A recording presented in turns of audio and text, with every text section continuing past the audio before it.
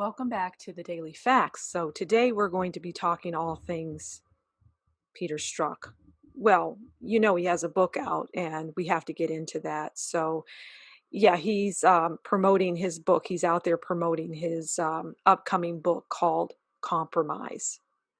And so I thought before we actually get into an excerpt from his book, I wanted to remind everyone of his testimony before Congress in July of 2018. So let's just do a little walk down memory lane, and this will give us context as to what we're going to cover in this video. So let's listen to Peter Strzok as he gives his opening statement to Congress. Chairman Goodlatte and Gowdy, Ranking Members Nadler and Cummings, thank you for the opportunity to testify before your committees again, this time in an open hearing. I testify today with significant regret, recognizing that my texts have created confusion and caused pain for people I love. Now, I don't know about you, but I'm not confused by any of the text messages that he sent, especially to Lisa Page. There is no confusion there. It's very black and white.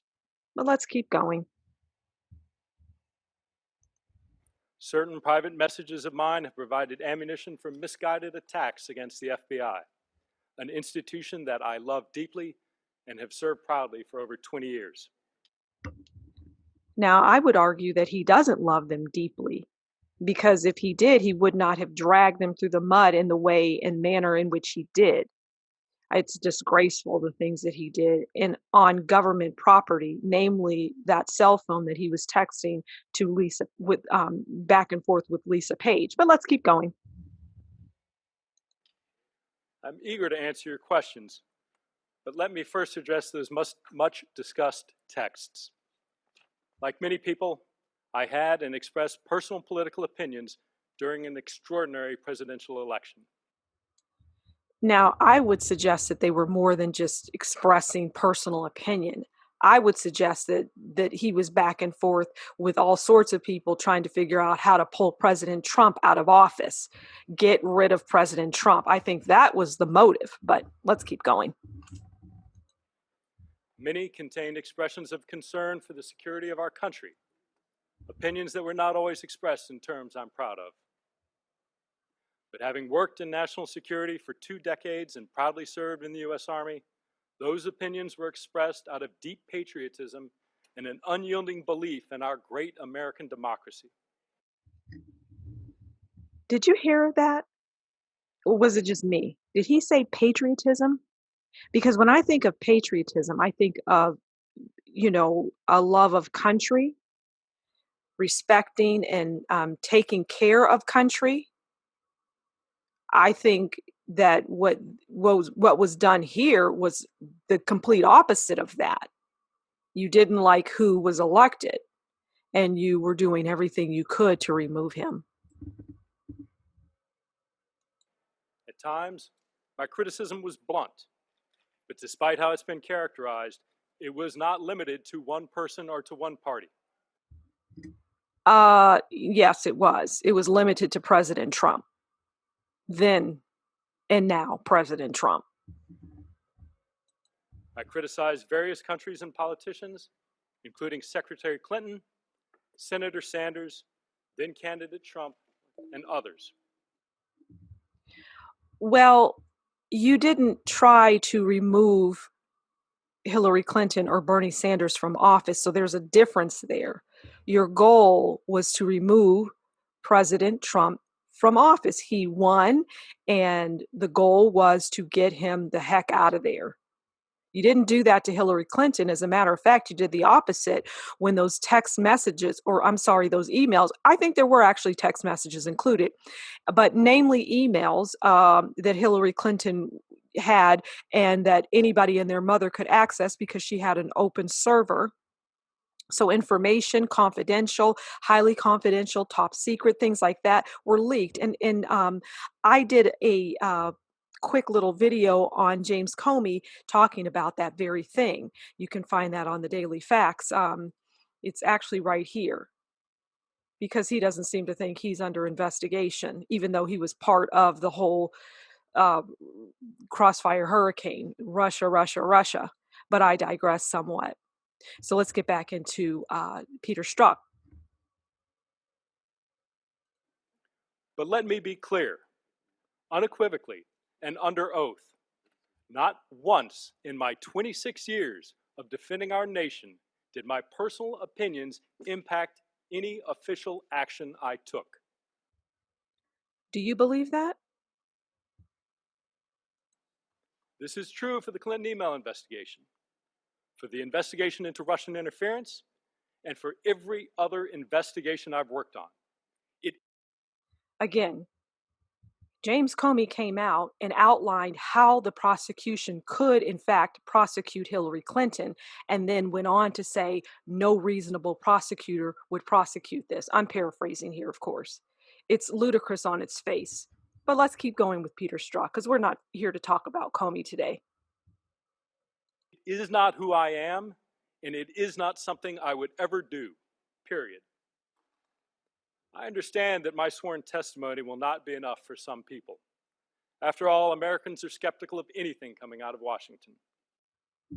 No, I don't think so. I think Americans are skeptical of things that come out of your mouth, and people that are doing questionable things, and those questionable things come to light. They see the light of day, and there we're skeptical about that. We're not skeptical about every single thing coming out of government, but this, yeah. But the fact is, after months of investigations, there's simply no evidence of bias in my professional actions. Oh my God. There is, however, one extraordinarily important piece of evidence supporting my integrity, the integrity of the FBI, and our lack of bias. In the summer of 2016, I was one of a handful of people who knew the details of Russian election interference and its possible connections with members of the Trump campaign. Even though, even though the Mueller report, excuse me, turned out to be a farce and proved nothing and did not at all in any way, shape, or form prove collusion with Russia. It did not prove that. But, what are you going to do? This information had the potential to derail and quite possibly defeat Mr. Trump, but the thought of expressing that or exposing that information never crossed my mind. That's what FBI agents do every single day, and that's why I'm so proud of the Bureau. And I'm particularly proud of the work that I and many others did on the Clinton email investigation. Our charge was to investigate it competently, honestly, and independently, and that's exactly what happened. I'm also Well, you probably did, investigate it, but you investigated it with like-minded people, right? People that subscribe to your belief system, and therefore the outcome would be unanimous. You would all be thinking the same. You would all draw the same conclusions, because you're not going to surround yourself with people that don't think like you, or that actually want to get down to the truth of the matter. That's just my humble opinion. so proud of our work on the Russian interference investigation.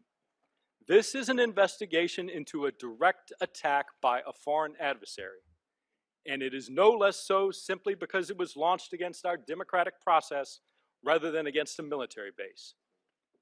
This is something that all Americans of all political persuasions should be alarmed by. In the summer of 2016, we had an urgent need to protect the integrity of an American presidential election from a hostile foreign power determined to weaken and divide the United States of America.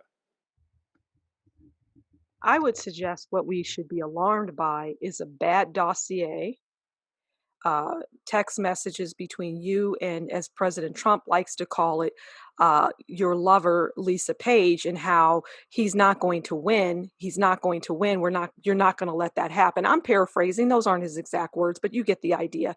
And I could go on and on and on with this case, but let's get through this. We've only got another minute and a half or so. It's painful, I know. This investigation is not politically motivated. It is not a witch hunt. It is not a hoax. Well, I would agree with you there. It isn't a hoax, the investigation. It was real because you wanted to pull someone out of office, namely Donald Trump. I expect that during this hearing, I'll be asked about that ongoing investigation. Yeah. Where the FBI has directed me not to answer, I will abide by the FBI's instructions. But let me be clear. This is not because I don't want to answer your questions. If I were permitted to answer, I would. And the answers would doubtless be disappointing to the questioners and undermine the conspiracy narrative being told about the Russia investigation. I understand we're living in a political era in which insults and insinuation often drown out honesty and integrity. But the honest truth is that Russian interference in our elections constitutes a grave attack on our democracy. Most disturbingly, it has been wildly successful, sowing discord in our nation and shaking faith in our institutions. Which we could all say you caused. Everything you just outlined there. You did all of this. You tainted the name of the FBI. But let's keep going. I have the utmost respect for Congress's oversight role, but I strongly believe today's hearing is just another victory notch in Putin's belt and another milestone in our enemy's campaign to tear America apart. As someone who loves this country and cherishes its ideals, it is profoundly painful to watch and even worse to play a part in. Mr. Chairman, I welcome your questions. Well, Peter Strzok, to me, that was profoundly painful to watch. But I thought it was important to give context. And as we get into the other part of this video, all right, so let's just keep going. All right, so we just went over the statement that Peter Strzok made as he was testifying before Congress in 2018. So he was out recently talking about the FBI. Let's get into this article. Peter Strzok defends FBI against FISA abuse allegations, says agents were overworked. Okay. Former FBI official Peter Strzok defended the Bureau's surveillance of former Trump aide Carter Page, attributing failures found in a government watchdog report to agents being overworked. I don't think at all that it's anything improper. You get people who are overworked who make mistakes, and don't get me wrong, inexcusable mistakes, Strzok said in an interview. Well, are you talking about the mistake that Kevin Kleinsmith made when he altered an email? That's not a mistake. That is determination.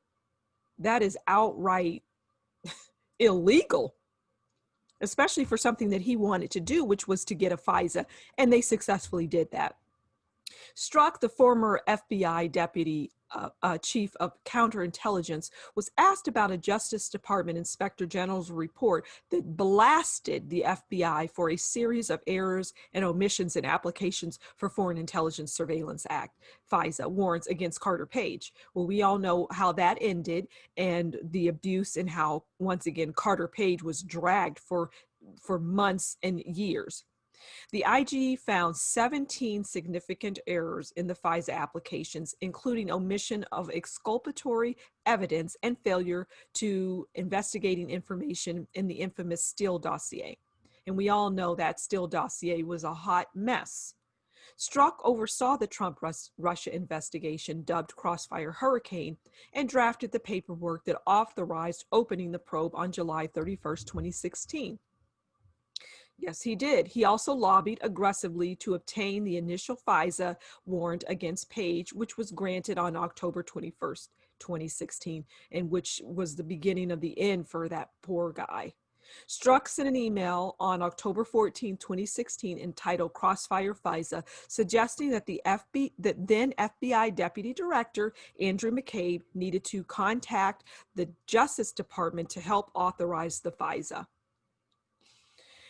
I mean, it's all very interesting. Let me just take you to the daily facts real quick. I want to point out a couple of things here. This I think you might find interesting. This is Kevin Kleinsmith, the former FBI agent who manipulated that email in order to open up the FISA. And I read through his indictment, and I think it's also valuable to listen to the General Flynn case. Yes, you may think that it's old, but it gives you, it reads like a spy novel. Okay, it's really quite fascinating and something that I highly recommend if you have the time that you listen to. But let's get back to this. At a minimum, that keeps the hurry the F up pressure on him, Strzok wrote in the email.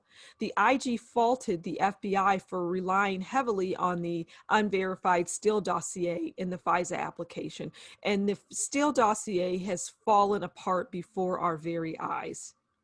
It has just crumbled. Former FBI lawyer Kevin Kleinsmith has pleaded guilty in an investigation led by U.S. Attorney John Durham to altering an email about Carter Page during the Trump-Russia probe. I just pointed that out to you, and you can read that again. It's his indictment, and it's pretty fascinating. Kleinsmith admitted that he added the phrase "not a source" to an email from a CIA analyst regarding Page's long-standing relationship with the spy agent. Exactly. Those few words, from a source to not a source, is humongous. It meant that they could watch him, even though he worked, Carter Page I'm talking about, worked for the US government. Stephen Soma, an FBI counterintelligence agent, is also heavily criticized in the IG report as being primarily responsible for errors in several areas of Crossfire Hurricane, the name of the FBI's investigation of the Trump team. Strzok, who was fired from the FBI in August 2018, had repeated contacts with both Kleinsmith and Soma. So I imagine that he really put pressure on, he being Peter Strzok, put a lot of pressure on Kevin Kleinsmith. I mean, because, you know, Kevin Kleinsmith is a young guy. He didn't wake up one day and just say, I want to ruin my career. Peter Strzok probably applied a lot of pressure on him, and that destroyed his world. So Strzok was also aware of negative information about Steele, but failed to communicate it to the CIA or the FBI, FISA court, according to the IG report. My apologies. Strzok and his boss, Bill Priestap, met in December 2016 with British government officials to assess Steele's reliability, according to the IG report. The report says that Strzok and Priestap were told that while Steele was an honest broker, he often displayed questionable judgment. Okay, now we're talking about the removing of a sitting US president. And you're being told that this individual who is providing you with this dossier displays questionable judgment, and you still continue with it? The IG report notes that the information about Steele's reliability was not included in the FBI's renewal application for FISA warrants on Carter Page. Attorney General William Barr has dismissed the idea that the FBI's errors in Crossfire Hurricane can be chalked up to absent-mindedness on the part of investigators, and I couldn't agree more. Again, you're not absent-minded when you deliberately manipulate, change words in an email. That's not absent-mindedness. That is a deliberate act. You're very mindful of what you're doing. My own view is that the evidence shows that we are not dealing with just mistakes or sloppiness. There's something far more troubling here, he said in a Fox News interview in April. That's AG Bill Barr. The Justice Department deemed two of the four FISA's, Agent Carter Page, to be invalid because of the FBI's errors. And I would say they're not errors, they're deliberate acts, but that's just my humble opinion. So that is a, interesting article there. Peter Strzok trying to chalk things up to being overworked and absent-mindedness. I'm not buying it. Are you? Okay, so we've got through the article where Peter Strzok claims that the FBI agents were overworked. Now we're going to listen to him. He was recently on CBS, and of course, he has his new book out, and he's just discussing what occurred during this whole debacle in 2016. So let's listen to some of this interview. Mick Jagger kind of swaggering and saying, I was born in a crossfire hurricane.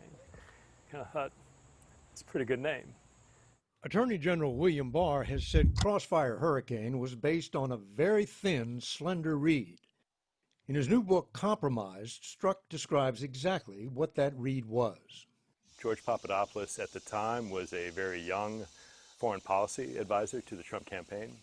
In May 2016, just as Trump was emerging as the unlikely Republican frontrunner, thank you, everybody. Papadopoulos was in London having drinks with some Australian diplomats.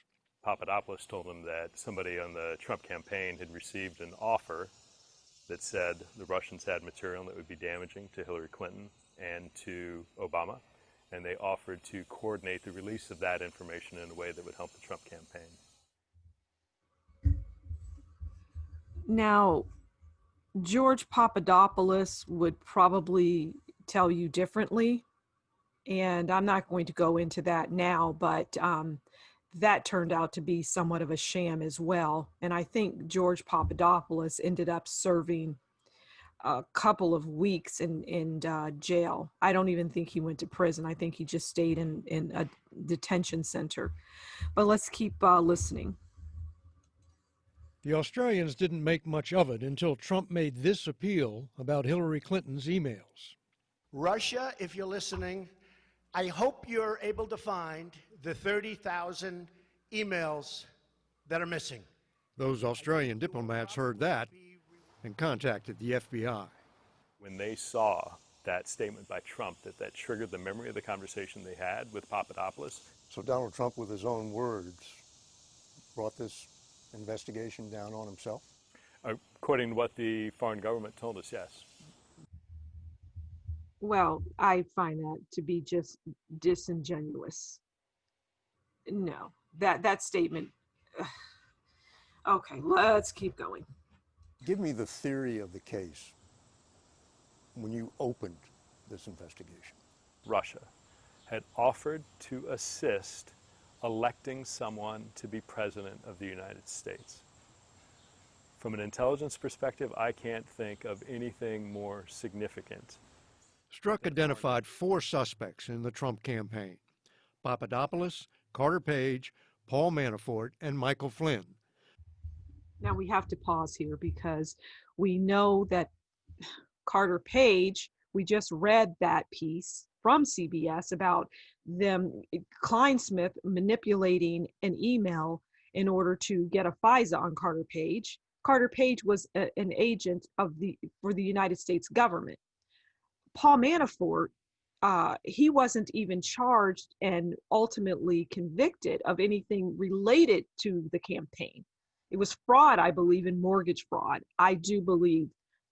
And we all know that General Flynn is hanging out there in the wind still because Judge Sullivan refuses to drop a case, even though he was directed by AG Bill Barr to do so, and there are no prosecutors prosecuting the case. But they're still bringing these characters up. George Papadopoulos, I think, went to jail for a couple of weeks again. And so none of these people that we're looking at on the screen right now there was no Russian collusion, is what I'm trying to say. But let's keep going. Based on their contacts with Russian officials.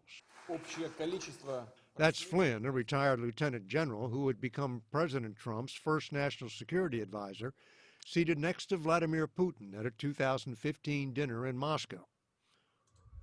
Which means nothing. Okay, we know that it'll just be more of the same here, so we're going to leave it there. But Peter Strzok is still pushing the narrative of Russia, even though the Mueller report showed no collusion. The Flynn case is unraveling before our eyes. And again, AG Bill Barr has instructed them to stop. He's instructed Sullivan to, it's done. But he's still trying to cling on to that case. So there you have it. That's Peter Strzok in his own words very recently. Okay, so lastly, I wanted to go over an excerpt from Compromise by Peter Strzok. This is his book. So let's read some of this. Early in 2017, shortly after the inauguration of the 45th President of the United States, the top leadership of the FBI's Counterintelligence Division filed into a small room on the fourth floor of the J. Edgar Hoover Building. A weak midwinter lights shone through the wide plate glass windows overlooking Pennsylvania Avenue. The room, tucked away off a corner of the Bureau's and counterintelligence front office, was reserved for high-level briefings and especially sensitive debates, meetings like the one that was about to start. Okay, so he's, throwing in little, the windows, and just get to the point, right? Just the facts. I took a seat opposite the door, facing a long whiteboard about 8 feet wide and 4 feet high, which occupied one side of the room. Across the board, the broad surface, names were carefully written in erasable marker. At the top, I read the initials DJT, written in small blue letters. Below that were names familiar to all of us in the room, some of which soon would become known to the American public: Paul Manafort, George Papadopoulos, Mike Flynn, Carter Page. Okay, DJT, I would assume, is Donald John Trump. And he's still talking about Paul Manafort, George Papadopoulos, Mike Flynn, and Carter Page, even though, the gaslighting is real here in this book, Peter Strzok. All right, let's continue. All the names on the whiteboard belonged to people inside the Trump administration or connected to it. All had something in common. We had received credible counterintelligence allegations against each individual. We had already opened investigations into some of them.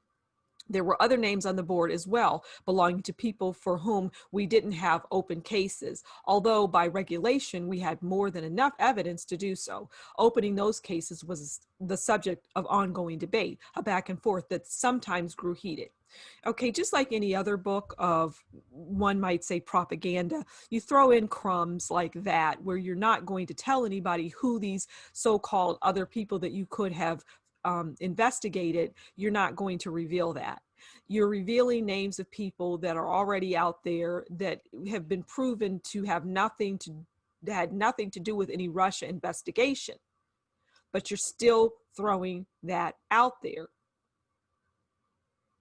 Still. And it's not it's a fallacy.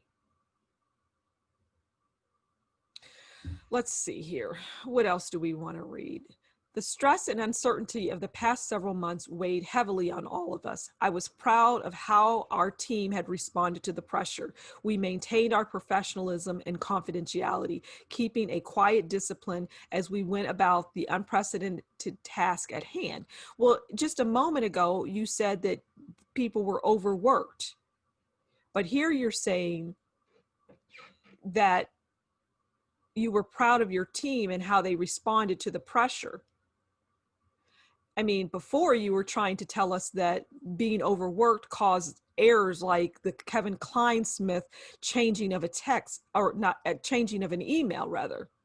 But now you're telling us in the book, the stress and uncertainty of the past several months weighed heavily on all of us. I was proud of how our team had responded to the pressure. We maintained our professionalism and confidentiality. Well, professionalism to me is the opposite of being overworked. These people, they just For many months before this moment, I had also been immersed in another politically delicate case. Since August 2015, I had supervised the FBI investigation into whether Hillary Clinton had mishandled classified email during her tenure as Secretary of State. Toward the end of that investigation, which culminated in a weekend interview with Secretary Clinton just before July 4, 2016, I sat with the core group of our team to review our findings. One by one, I asked each member if he or she thought there were any remaining investigative threads that might change our fundamental understanding of the case. And then I asked them one by one whether they were comfortable with the decision not to recommend criminal charges. The answer was unanimous and unequivocal. We had done a complete and exhaustive investigation, and the facts did not support bringing charges over the email. Okay, well, I'm going to assume that you had like-minded people surrounding you, Mr. Strzok, and therefore they would unequivocally and unanimously say no, because the goal was to pull Trump out of office because you wanted Hillary Clinton to be the president. And you proved that time and again in your emails, and you've proven it by not charging her. But Trump was a totally different matter. By the time Trump was sworn in, the FBI had been investigating Russian election interference for almost 6 months, and what the Bureau knew about the cases was far different from what the public did. The public knew that the FBI had investigated Clinton, but even with the Bureau, very few people were aware of our investigations into Russian interference, and if the American people had known that we did at the time of the election, they would have been appalled. So he's still pushing that narrative. For starters, we knew that one of Trump's foreign policy advisors, Papadopoulos, had boasted about his knowledge that Russia had information damaging to Hillary Clinton, and Moscow had offered to assist the Trump campaign by releasing the material. But did they release the material? I don't believe they did. A week after the inauguration, the Bureau interviewed Papadopoulos, and he lied to us, despite telling us during a second interview a few weeks later that he'd cooperate. He left the interview and deactivated a Facebook account that he had used to communicate directly with Russians. Okay, but we don't know. He deleted a Facebook account that he had used to communicate with Russians. Well, that doesn't mean anything. I need more context there. Just because he deleted an account where he was communicating, I mean, these Russians he was communicating with could have had nothing to do with anything. Maybe he was communicating with Russians about going to a party. You get what I'm saying? So this doesn't tell us anything. Deactivating a Facebook account that he used to communicate directly with Russians means nothing. It just plants a seed. Now that's the end of the excerpt. So maybe he goes on to define that. I doubt it, but we'll give him the benefit of the doubt. So that's just some of the excerpt from the Compromise book by Peter Strzok. That's it for this. I hope you enjoyed it, and please do like, share, subscribe, and leave a comment below. Take care, and we'll talk again soon. Bye.